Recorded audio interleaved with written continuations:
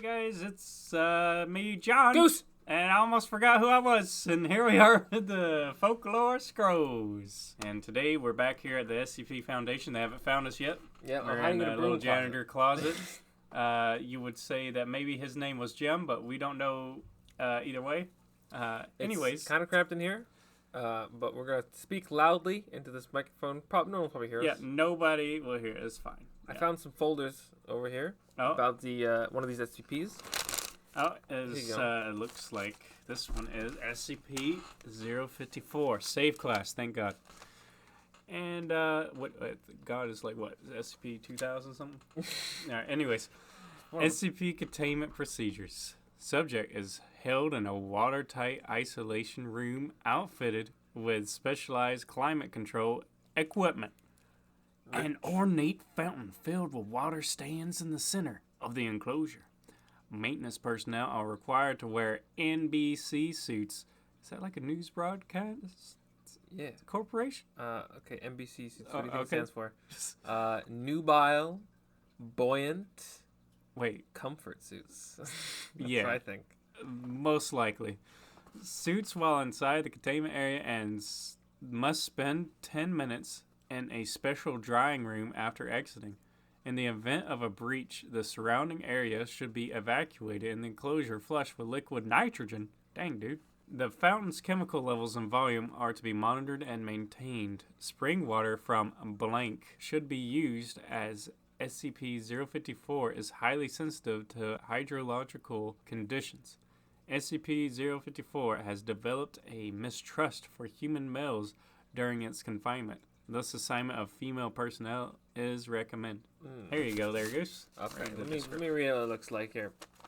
Out of the water, the subject most often appears as a female humanoid with a mean volume of 90 liter comprised entirely of water. Other forms are possible, commonly geometric shapes. When it enters a body of water, it becomes indistinguishable from its surroundings.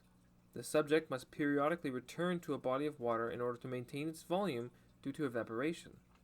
Initially found in blank, it was moved to Site 08 for further study. The subject was initially curious about the Foundation personnel and seemed to enjoy interacting with the maintenance staff and researchers and mimic their forms.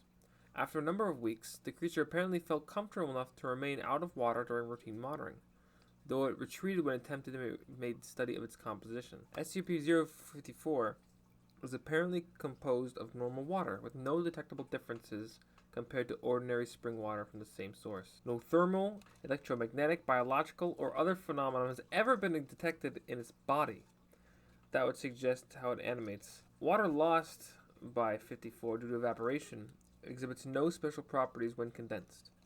Experiments with SCP-054 were halted following data expunge. 2 researchers injured. After this incident, containment protocols were updated. Subject thereafter exhibited signs of mistrust and aggression around male personnel, which made up the majority of the original research staff. Subject reclassified Euclid. So it's not safe. So this is out of date already. Let's see. Partial transcripts. Audio journal 54-A. The water loss experiment. Subject becomes withdrawn and inactive when denied access to water. Its compact shape is theorized to reduce surface area exposed to evaporation.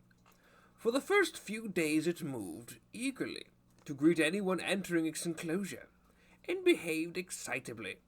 Possibly indicates an understanding that the subject that we control its access to water supplies. Subject ceased this behavior yesterday, presumably in recognition that no help was forthcoming. Oh my. Temperature extremes testing. We got authorization to attempt sub-zero testing this morning. The subjects became lethargic as the temperature fell and froze completely after blank. Spectroscopy of the ice crystal revealed abnormalities. Ice chips were collected for study. This is in stark contrast to behavior in the 95-degree test. When it became aggressive and attempted to escape its enclosure, we submitted a work order to combine the climate control equipment with the subject's standard enclosure. as it began to resist efforts of transport to experimental chambers with increasingly desperate behavior. Memory and conditioning evaluation. Subject has proven unexpectedly adept at navigating complex mazes and solving puzzles. Dr. Skelsail has finally overcome the problem of motivating the subject by the application of electrical shocks or silica desiccants. He joked that we should have trained it to fetch in no time, and after observing his methods, I think he might be right. Note, subject to be allowed a 48-hour recuperation period.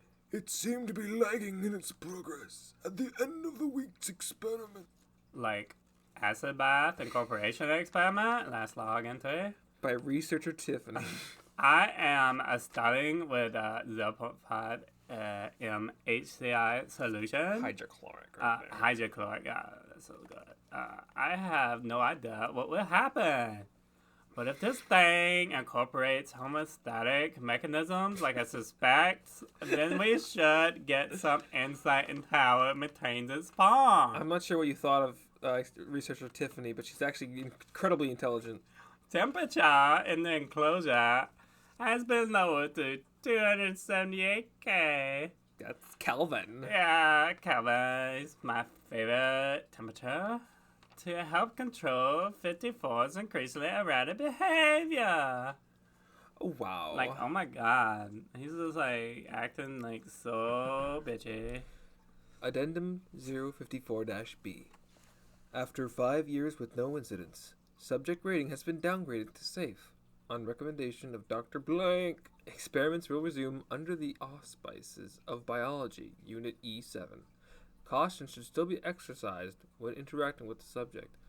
I want to know what the problem was. What happened when she attacked those people? Maybe the guy was like, hey girl, let me fill your water. Probably. Like, oh, nah. I'm guessing someone was just really weird about it.